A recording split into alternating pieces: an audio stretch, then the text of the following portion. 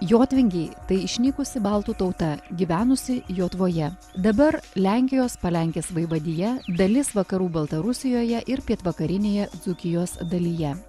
Jotvingių kalba ir kultūra buvo artimiausios lietuviams. Tarp jotvingių ir jų kaimynų, vokiečių ordinų, lenkų ir volinės kunigaikščių 13 amžiuje vyko intensyvūs karai. Iš 3 pusių puolami jotvingiai nesilaikė, buvo užkariauti. Dalis jų žuvo, dalis persikėlė į Lietuvą. Per 18 šimtmečio karus liko beveik tušti plotai visoje Užnemunėje ir toliau į pietus ligi Balstogės. Tie plotai 15–16 amžiuje buvo kolonizuoti. Šiaurinę Sūduvos dalį apgyvendino lietuviai, pietinę lietuviai ir gudai. Po Liublino unijos 1569 metais Lenkai. Suvalkų ir Augustavo apskritį šiuo metu esančios Lenkijos Respublikos teritorijoje virto lenkiškomis dėl aktyvios polonizacijos.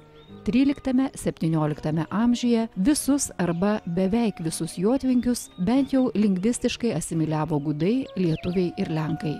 Apie tai, kas iki šiol liudija baltišką šio krašto kilmę, Suvalko Punsko Seinų krašte pasakoja vis dar ten gyvenantys lietuviai.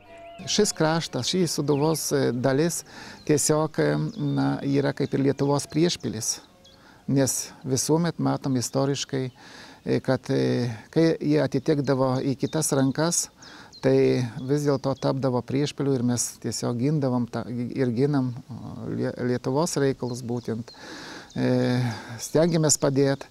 Be to, aš norėčiau kreiptis į visus tuos žmonės, kuriem yra artimas dalykas, baltišką kultūrą, kad neturim tikrai, jeigu gyvenam Lietuvoje, Latvijoje arba Prūsų istorinėse žemėse, mes tiesiog tai yra mūsų tėvynė, tai yra didžiausias, švenčiausias aukuras, kokį mes galim turėti žemėje.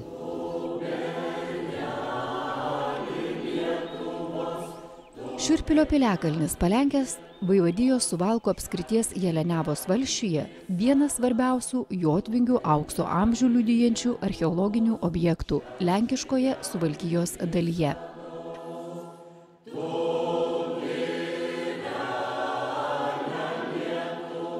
Šalia piliakalnio stūkso dar 2 senovėje gyventos kalvos – bažnyčios ir kapinių. Šiurpilio piliakalnį lanko vietos lietuviai. Čia vyksta poezijos pavasario šventės. Retkarčiais atklysta ir turistai iš Lietuvos. Vienas iš didžiausių ir svarbiausių, reikia manyti, ir jotvingiams, ir šitam krašte esantis piliakalnis, tai yra Šiurpilio piliakalnis. Šiurpilis yra taip jau gamtoj gražioj vietoje atsiradęs, kad net Lietuvos geografijos profesorius Česlavas Kudaba, kuris apkeliavęs yra visą Lietuvą, lankydamasis Šiurpilį, pasakė, visą Lietuvą esu matęs, tokio piliakalnio kaip Šiurpilis tikrai dar nesu matęs. Taip kad jisai tarp natūralių ežerų ir kažkiek dar papilta yra.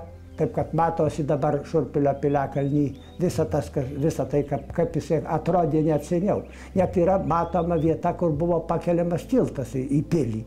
Taip, kad išlikusi tokia platforma, aiškiai matoma, kad išlikęs buvęs tiltas. Nu, paskiau kelios gynybinės sienos. Šiurpilio piliakalnyje įkurtas gynybinės sistemas beveik galima vadinti senovės jotvingių sostinė. Jeigu nebūtų žinoma, kad jie buvo individualistai, nepripažino jokios centrinės valdžios ir gyveno nepriklausomomis kiltimis. Lenkų mokslininkai sutinka, baltų gentis ten apsigyveno daug anksčiau už lenkus. Jotvingiai buvo seniausiai žinoma baltų gentis. Graikų geografas ir astronomas Ptolemajas, gyvenęs ir dirbęs Aleksandrijoje, Egipte, dar 2 amžiuje savo žemėlapyje viename pirmųjų pasaulyje būtent toje vietoje mini tautą Sudinai. Panašu, kad tai tie patys jotvingiai, nes vokiečiai juos vadino Sudaujen. Iš čia kilęs vardas Suduviai. Kaip teigia lenkų archeologai, kurie tyrinėjo tą piliakalnį, Šiurpilio piliakalnį tyrinėjo Varšuvos universiteto archeologijos institutas ir tenai esantis profesorius, taip pat kažkokia prasme susijęs dažnai su Lietuva, Okuličko Zarin. Būtent jisai tenai daugiausiai ir ilgiausia su studentais ir su kitais moksliniais darbuotojais tą piliakalnį tyrinėjo. Tai jisai tvirtina, kad būtent užpuolimo metu ten galėjo būti keli tūkstančiai, slėptis keli tūkstančiai žmonių tam piliakalnį. Bet pastoviai jisai nebuvo gyvenama jame, nes nebuvo patogu tenai gal gyventi, bet jie tik tai taip iš viso krašto subėgdavo, jeigu būdavo pavojus ir tenai slėpėsi ir gynėsi, va būtent tam piliakalnį. Tiesą pasakius, piliakalnis iki galo dar nebuvo sunaikintas jo kryžiuočių, dar kažkiek naudojosi turbūt lietuviai, bet jokiuose dokumentuose neužfiksuota yra. Jungtinės lietuvių ir jotvingių karinės pajėgos atsikovojo beveik visas slaviškųjų valstybių užgrobtas jotvingių ir lietuvių žemes. Dėl 13–14 amžiuje jotvingių kovų su kryžiuočiais Sūduvos šiaurvakarinė dalis virto dykrą, į kurią pradėjo kraustytis lenkai ir mozovai. O pietinėje dalyje, nors ir priklausiusioje Lietuvos didžiajai kunigaikštijai, nedidelė dalis likusių vietinių jotvingių 13–17 amžiuje lingvistiškai asimiliavosi su rusėnais ir lenkais. Šiaurinėje ir šiaurės rytinėje dalyje gyvenę jotvingiai iki XIX amžiaus asimiliavosi su lietuviais. Tai liudija archeologiniai šio krašto radiniai. Tie radiniai ir iš Šurpilio, ir iš Eglinės yra Varšuvos archeologijos muziejui, yra Suvalkų muziejui, vadinta pačio. Ir mes turim kažkiek tų radinių, bet dabar ta ekspozicija yra neeksponuojama, nerodoma niekam. Ir sudėta kol kas yra į stalčius ir laukiam, kada turės tą vietą, kur bus galima. Ta ekspozicija paruošė Varšuvos archeologijos muziejus. Susidraugavę buvom su tais lenkų archeologais ir jie vis dėlto paskiau padovanojo tą ekspoziciją, kurią. Ir pats Jaskanis, galima sakyti, kad jisai dalyvavo jau kai 50, gal kokius 3 ar 2 metais vyko Šveicarijai prie Suvalkų, nenoj, tolimoj. Šveicarijoje buvo suorganizuota kompaktinė jotvingių ekspedicija. Ir toje ekspedicijoje buvo ne tik lenkų archeologai, tai buvo tarptautinė ekspedicija. Joje buvo net švedų mokslininkai ir kalbininkas, baltistas ir slavistas Falkas. Manau, kad slavistikos arba filologai turėtų žinot. Jisai tarp karo metais turėjo ryšių su Lietuva ir jisai šičionai ir dalyvavo. Bet to be archeologų, antropologai net buvo, kurie tyrinėjo tas surastus kaulus ir kaukulės visų pirma šičionai jotvingių. Ne tik piliakalniai, bet ir kapinynų tyrinėjimai liudija jotvingių gyventas vietas. Kaip pavyzdys, jotvingių pilkapio draustinis, esanti šiaurės rytų Lenkijoje, Palenkės vaivadijoje, Suvalkų apskrityje. Tai senovinės 2–5 amžiaus jotvingių kapinės, išlikę net 70 palaidojimo vietų. Senoji Sūduva dabar tarsi padalyta į 2 dalis – Suvalkų kraštą Lenkijoje ir Sūduvą Lietuvoje. Kadaise tai buvo vienas jotvingių kraštas su savo padavimais, legendomis, kurių dalis žinoma ir šiandien. Išlikę galybė legendų, sakykime, nuo Šurpilio piliakalnis apipintas yra legendom. Ir tai pasakoja jau ne lietuviai tas legendas, o pasakoja tenai gyvenantis lenkai tas legendas. Jų tarpe, kas įdomu, yra legenda apie Eglę Žalčių karalienę. Ir yra Eglės ežeras vienoj pusėje, Jėgliuvek lenkiškai, kitoj pusėje yra Žilvino ežeras. Taip, kad ten Kličisko dabar jisai vadinasi, arba Kliučisko, taip jau lenkų. Tai va būtent tam Žilvino ežere, net kaip saulė šviečia ir rudenį medžiai geltonė yra, tai matosi kraujas. Taip, kad ta legenda yra labai gyva o Eglį Kruliovai Velžį lenkiškai, tai ne tą vardą ne per daug iškraipo, kad tai Eglė.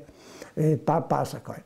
Bet to yra daug ir kitų tų legendų, jos ir trumpesnės, ilgesnės, užrašytos yra ir čia ir mūsų spaudiniuose, ir mūsų aušroj buvo, kai kas spausdinama, ir vat jau šituose dabar Terra et Vezenorum spausdinama yra visą tai. Ir apie jotvingius ruošiamasi visą laiką, kad tas skyrelis jotvingiams skirtas bus mūsų šitam leidiny, kad galima būtų susipažinti. Tai, kad pietinėje Užnemunėje ir toliau į pietus net iki Balstogės gyventa lietuvių, liudija iki šių laikų išlikę vietovardžiai ir upių vardai. Toponimų ir hidronimų istorija yra tokia. Pirmiausia, čia buvo jotvingiškieji ir prūsiškieji vardai, po to lietuviški. Dar vėliau lietuviškieji vardai buvo gerokai suvokietinti, bet išlaikė baltiškasias šaknis.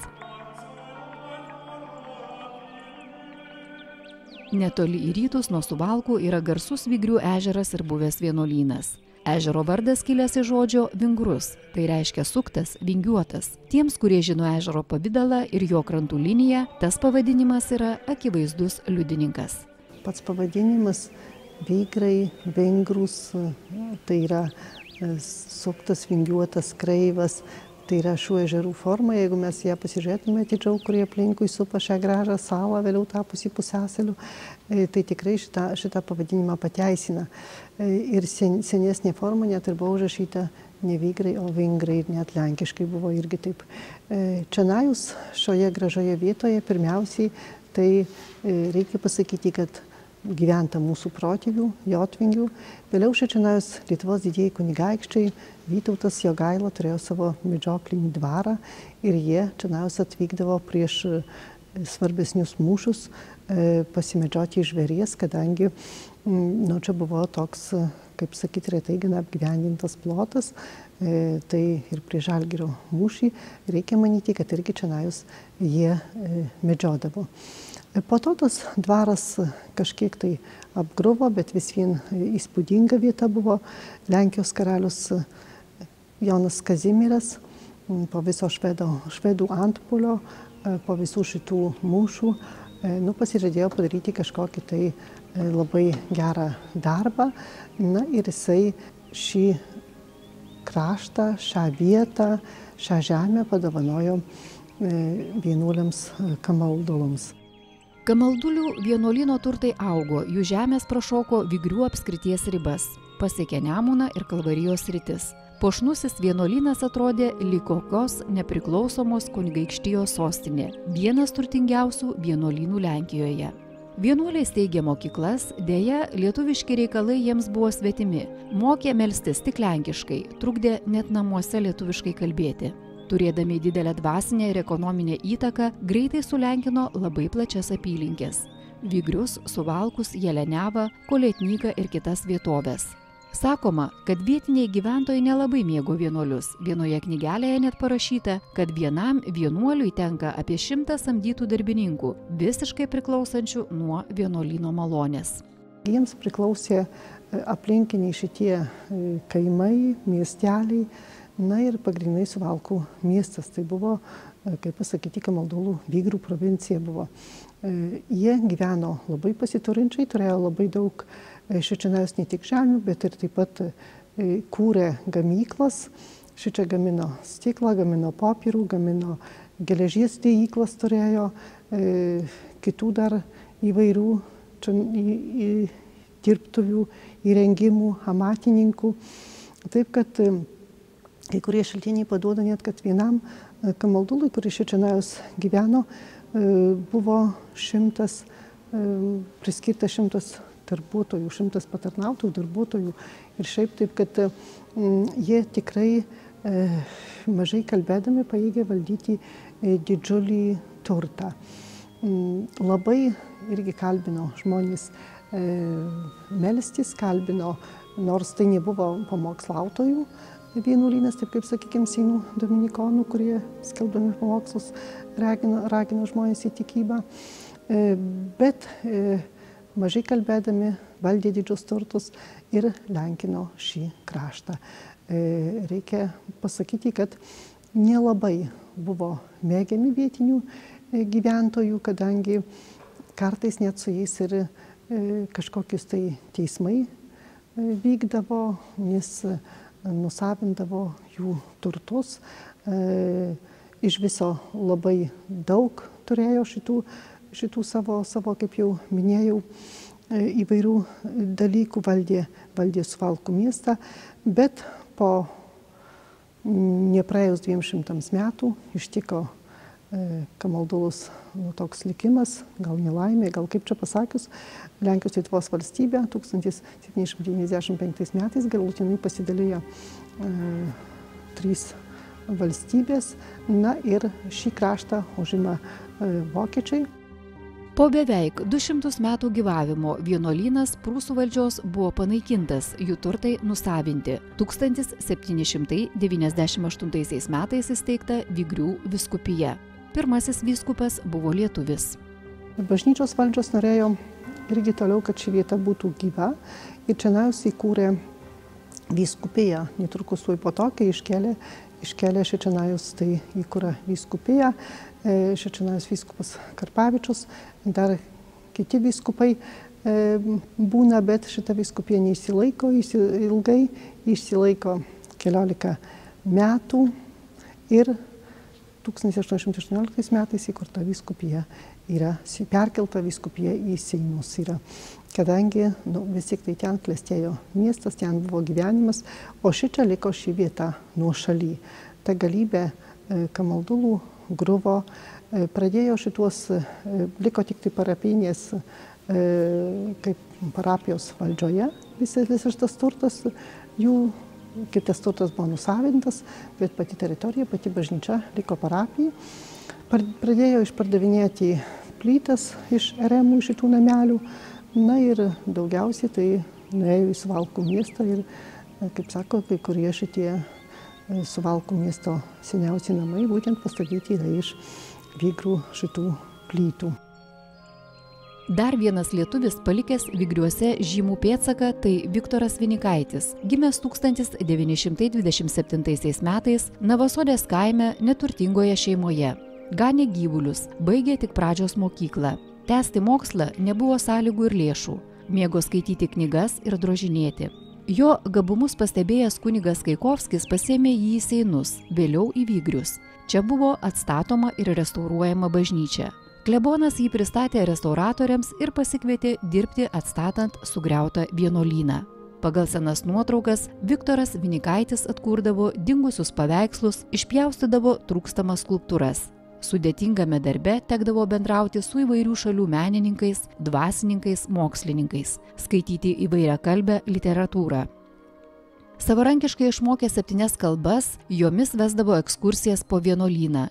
Ypatingai Vinikaitis džiaugdavosi ekskursantais iš Lietuvos. Jis buvo vertinamas kaip vienuolyno ir Vigrių kaimo žinovas. Atstatinėjant bažnyčią reikia paminėti kunigus to meto, kurie dirbo, kurie šauniai pasidarbavo, bet taip pat reikia paminėti mūsų kraštietį Viktorą Vinikaitį, kurį pakvietė klebonas, kad jisai padėtų jam dirbti, kad padėtų prie šitų atstatymo darbų. Na, jisai buvęs labai sumanus, savamokslis, nebaigęs jokių mokyklų, bet turėjęs labai didžiulį skonio ir estetikos pojūtį. Na ir jis atkūrė paveikslus, ypač šitą pagrindinį altoriui esantį paveikslų, kur yra Marijos mergelės dangun ėmimo, kadangi ši bažnyčia turi tokį vardą. Ir pagal Smuglevičiaus paveikslais yra šitą pertapęs. Kiti paveikslai, kurie yra šoniniuose altoruose, jau irgi taip pat yra nutapyti, jo freskos yra.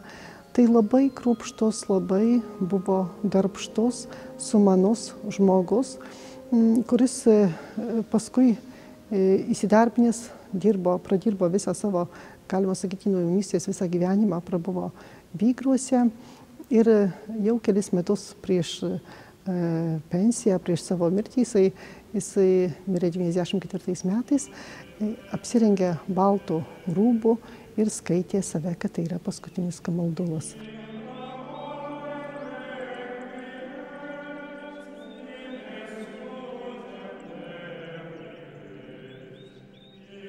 Šiuo metu vienuolyno patalpose vyksta kultūriniai renginiai. Baroko stiliaus vienuolynas tapo populiarus tarp grigališkojo choralo mėgėjų.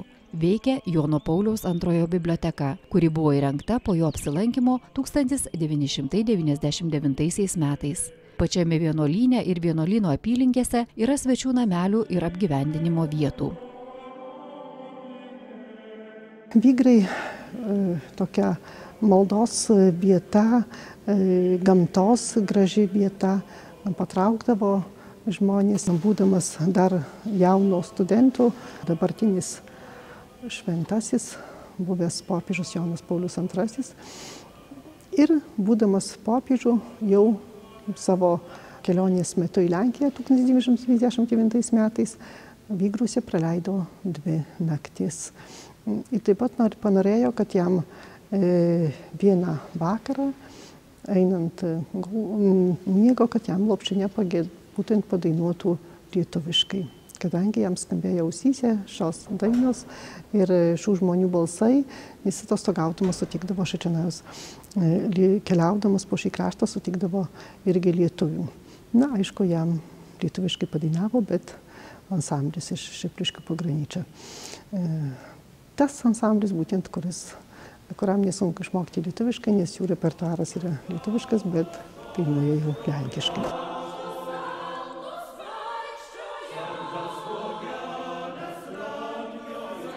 Netoli Punsko, buvusiame Šilainės kaime, dabar prijungtame prie Oškinių kaimo, 7 hektarų plote jau daugelį metų kuriama unikali sodyba, vadinama Prūsų ir Jotvingių gyvenviete. Šio kūrinio autoriaus siekis priminti šio krašto jotvingiškas ištakas. Nors gyvenvietė vis dar statoma, teritorija stebina neįprastais vaizdais. Originalūs mediniai nameliai, medinė tvirtovė, akmenimis klotas baseinas, ramybė dvelkiantis aukuras, Prūsų ir Jotvingių pilkapiai.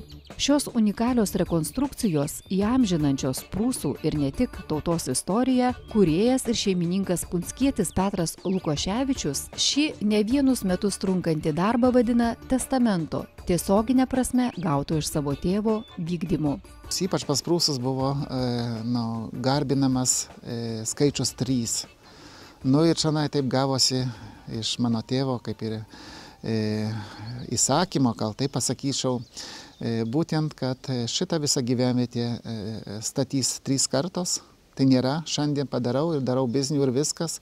Čia yra dvasiniai dalykai visų pirma. Didžiuliai klodai, neapsakoma brangus klodai, būtent dvasiniai mūsų baltų kultūros. Ir tas viskas tiesiog yra išdėliota į 3 kartas. Jotvingių Prūsų gyvenvietės puošmena pilis atstatyta pagal specialistų atkurtą pilies planą. Kaip sako įkūrėjas, ji šiek tiek mažesnė nuo originalių, mat pritrūko vietos didesniam objektui. Piliakalnis supiltas pagal senovės protėvių metodus. Tiesti rąstai, pilto žemės, vėl rąstai. Ant jo pastatyta fortifikacinio tipo pilis, bokštas vartai, bokštas 3 nameliai. Visa tai supa medinių smailių rąstų tvora, o patį piliakalnį griovys pilnas vandens. Objektai pastatyti be vinių, tik skiedrinis stogas sukaltas vinimis. Pilyje ir priešpilyje gyvenvietės įkūrėjas žada pristatinėti gyvąją istoriją ir edukacinius užsiėmimus. Pas mus atvažiuoja įvairių tautybių žmonės, kurie nori tikrai prisiliesti, išgirsti tą savotišką Punsko krašto akcento, lietuviško akcento ar ten kita kalba. Jie nori pasiklausyti iš tikrųjų, kaip maždaug galėjo būti.